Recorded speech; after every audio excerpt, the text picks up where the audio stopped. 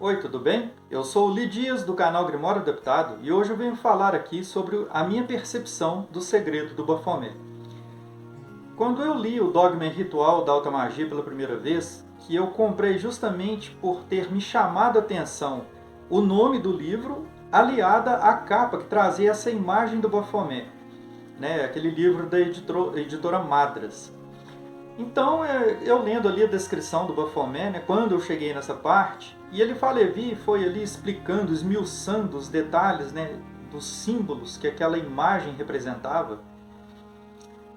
Uma coisa que me chamou a atenção e que não ficou claro para mim o seu significado simbólico foi o fato daquela imagem, daquela quimera, ter justamente um rosto de bode e com olhos humanos. Então, eu me lembro que eu tentei entender, né, o que aquilo poderia significar, e eu me lembro de ler Eliphas Levi dizendo que aquilo ali se tratava de uma representação do sofrimento humano, né? Posteriormente, não muito satisfeito com essa explicação, porque para mim não fez muito sentido o que poderia haver de ligação entre o sofrimento humano e uma cara de bode, uma imagem demoníaca, né, de aspecto demoníaco como aquela, né? Apesar de que o seu significado estar mais relacionado, no meu entendimento, com a criação em si, né, com a dualidade e com esse aspecto dual que o ser humano carrega em essência. E além desse significado também, né, essa questão do ser humano poder se elevar às esferas superiores e entrar também em conexão com as esferas inferiores, né, no aspecto espiritual. E eu me recordo, né, de ver ali símbolos alquímicos, né? A gente vê o sol de um lado, a lua do outro, representando a luz e as trevas, né? E ele explica ali aqueles detalhes. Você vai encontrar muita informação na internet, né? Tem muito site, blog, vídeo de YouTube falando sobre isso. Inclusive até um amigo meu fez um vídeo no canal que ele postou no canal dele recentemente. E ele menciona lá o Baphomet e a gente até trocou uma ideia sobre o vídeo que ele fez, um vídeo magnífico por sinal, até recomendo. Eu vou até deixar o link aqui na descrição do vídeo para vocês assistirem o vídeo dele também. Ele é uma pessoa que estuda muito assim a filosofia e ele consegue extrair, né, com toda a erudição que ele tem e de toda essa erudição também que tem nos textos, ele consegue extrair aquilo ali e transmitir de uma forma que seja palatável aos leigos, que é o meu caso. Então torna mais fácil a compreensão dos textos antigos, né? Então eu vou deixar o link aqui para vocês conferirem lá depois desse vídeo, que é simplesmente fantástico. E esse vídeo dele, né, até fala sobre Satã, sobre o diabo, se ele realmente existe dentro da visão do Eliphas Levi. Bom, mas coincidentemente, né, eu até mencionei isso com ele, que eu vinha meditando acerca disso, eu tive uns insights sobre essa dúvida que eu carregava desde que eu comecei a ler lá no princípio, né, do meu primeiro contato com os livros de ocultismo.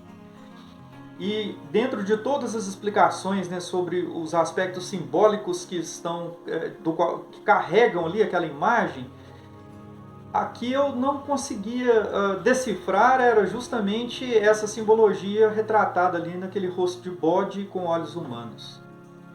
Ele fala que representa o sofrimento humano, e eu não entendia bem o porquê. Conversando com um amigo cabalista sobre isso uma certa vez, ele mencionou que esse simbolismo de ter se usado o bode, né, naquela imagem é porque ele até usou esse argumento: a ovelha ela pasta, né, e o bode ele escala. Então diz respeito a se elevar às esferas superiores, né, da espiritualidade para poder se alcançar então essa conexão com Deus e através disso comandar as energias inferiores, né, e modificar a realidade no plano inferior, né, no mundo material, que a gente fala assim como um aspecto inferior devido a essa natureza densa, né, que de certa forma meio que oculta a manifestação divina. Então, isso é até compreensível, né? Porque a gente até mesmo vê que a lógica, né, por trás da razão humana, a lógica que veste a razão humana de entendimento acerca de questões de caráter espiritual, ela refuta, né? Geralmente ela refuta qualquer possibilidade de existência de um lado espiritual. Porque nesse mundo material, os métodos conhecidos para se provar alguma coisa, eles não têm, nenhum método desses é capaz de provar a espiritualidade de uma forma absoluta, né, definitivamente.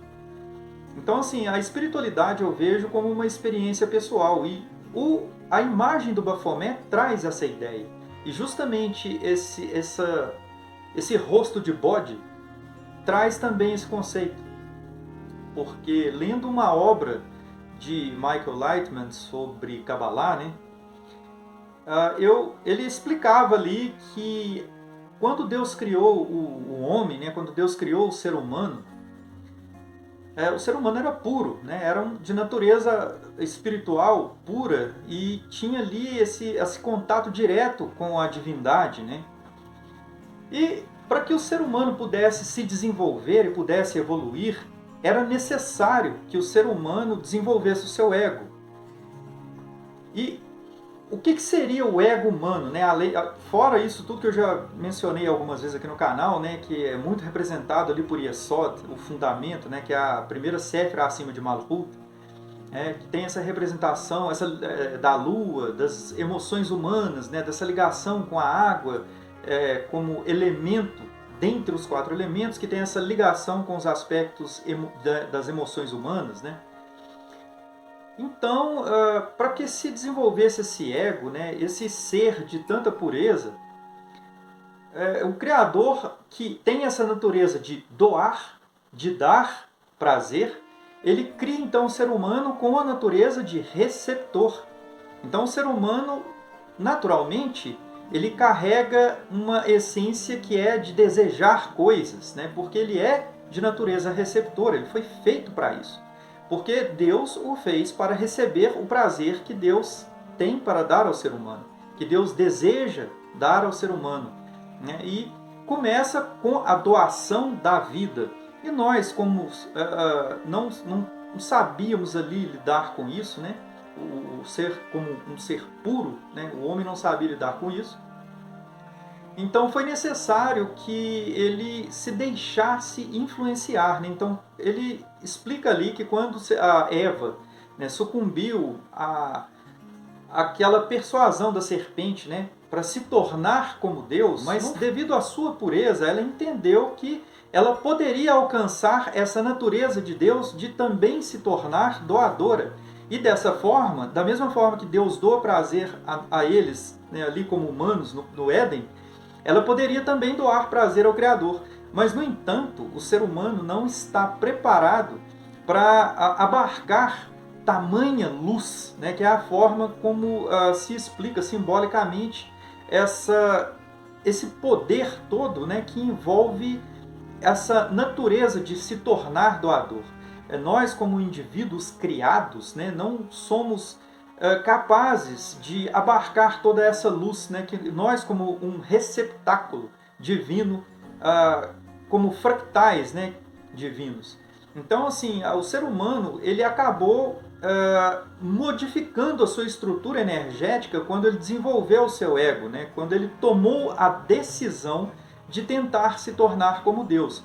E, em consequência de não conseguir suportar as consequências dessa decisão, ele então é lançado no mundo da matéria, né? Onde Deus fala que Deus fez um sacrifício animal ali, né? Não diz um sacrifício, mas diz que Deus fez para eles vestes de peles. Então a gente subentende que para haver umas vestes de peles, né, foi necessário um sacrifício de animais. Então daí já se parte a ideia, né, tão comum naquela época, né, nos tempos bíblicos, nos primórdios dos tempos bíblicos, de fazer sacrifício com animais, né, para buscar ali um apaziguar da ira de Deus ou dos deuses, né, que os povos daquela época tentavam, né, com relação às questões da vida.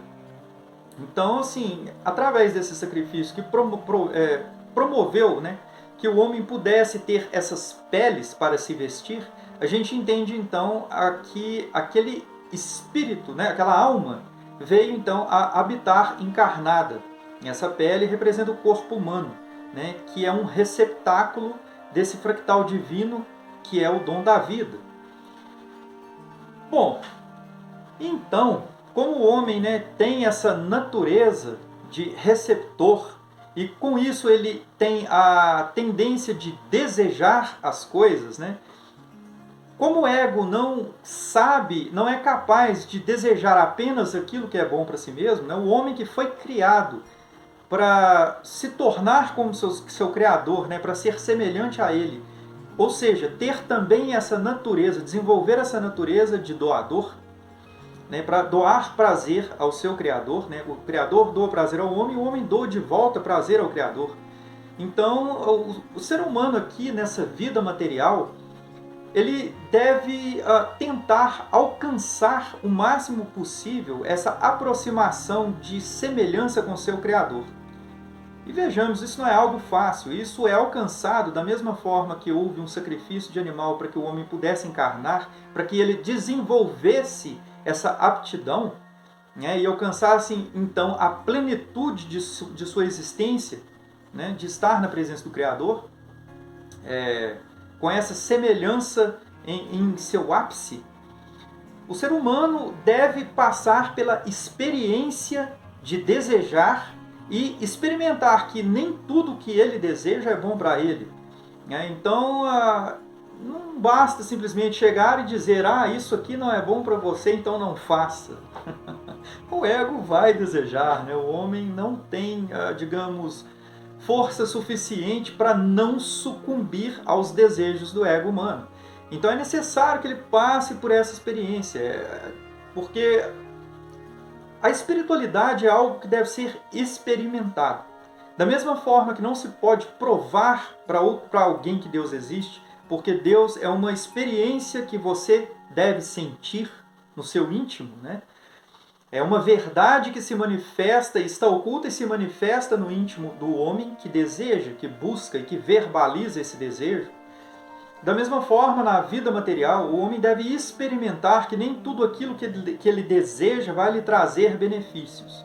E através dessa experiência de vida, o homem deve então ir se moldando, se lapidando, né, e deve ir escalando a árvore da vida, a fim de alcançar essa reconexão com seu Criador. E assim como teve esse sacrifício para que ele pudesse ser encarnado, para alcançar esse desenvolvimento, ele também deve usar de sacrifício para poder vencer a sua essência negativa, né? Para vencer esse lado negativo do ego, essa má inclinação que é chamada dentro da Kabbalah de Yetzer Hara, né? Então, esse sofrimento que é mencionado por Eliphaz Levi ali, naquele rosto de bode, né, e o bode representa o sacrifício, a gente vê também em relação com o sacrifício que se fazia para a expiação dos pecados, onde um bode era sacrificado e outro bode era solto no deserto, né, para morrer caminhando pelo deserto. Então eles não matavam aquele bode, eles soltavam ele no deserto. E disse que é uma porção para o polo positivo e uma porção de sacrifício para o polo negativo. Isso significa que está sacrificando aos demônios, sacrificando aos espíritos negativos? Não. Isso tem uma representação simbólica de que, ao mesmo tempo em que se deve sacrificar, né, o indivíduo deve se sacrificar de alguma forma para poder alcançar uma proximidade com o espiritual, né, da mesma forma ele deve deixar que esse seu lado material passe pela experiência de caminhar pelo deserto, que é a vida, que é a peregrinação que nós fazemos até alcançar, enfim, a unicidade com o Criador no porvir, no pós-vida. E lendo essa obra do Michael Lightman também me trouxe muito esclarecimento acerca de qual é o papel, né, do ser humano, que muito se diz sobre trazer luz para esse mundo, né? E a Kabbalah são um conjunto é uma ciência que traz à luz práticas para que se traga essa luz do Criador para esse mundo. Essa luz que tem o objetivo de realizar esse tikkun, né? Porque é dito que Adão, o primeiro homem, né? Que essa forma de simbolizar ali a humanidade, tendo tomado a decisão, né, de tentar se tornar como seu Criador, mesmo não tendo uma capacidade estrutural suficiente para isso, né, ele, na sua inocência ali, ele tenta fazer isso e acaba se fragmentando em milhares de almas, né? Então essas almas todas que vêm à experiência da vida no plano material vão tentar se reconstituir através do tikkun, né? Essa reconexão que é feita através dessa experiência de se trabalhar o ser, né? De se melhorar para se reconectar ao Criador, essa correção da alma, essa limpeza que deve ser feita, né? Então, essa que é a ideia do segredo do Baphomet, que muita gente não entende. Quando pega ali aquela imagem, né, não tendo uma clareza, a clareza cabalística que o autor utilizou para poder, né, transmitir naquela imagem, ele acaba ficando privado de seu verdadeiro significado e acaba dando ali interpretações que vão mais de acordo com o que ele vive, o que ele compreende, né? A gente tem a tendência de associar certos símbolos à bolha do que a gente entende. Mas a gente deve buscar o conhecimento que vem da Kabbalah, que deu origem àquilo ali, né? Para poder chegar à raiz do significado daquele símbolo, né? E aliado a esse significado, né, desse sofrimento humano, que é um esforço para poder vencer os impulsos egóicos, para tentar alcançar, enfim, essa reconexão com o Criador e conseguir se tornar, assim, senhor de sua realidade, né? Assim como Deus é senhor, criador no macrocosmo, né? No plano macrocósmico, o homem, então, se tornar criador, assim, em semelhança a Deus, no seu microcosmo. Eu fico por aqui, a gente se vê. Até mais!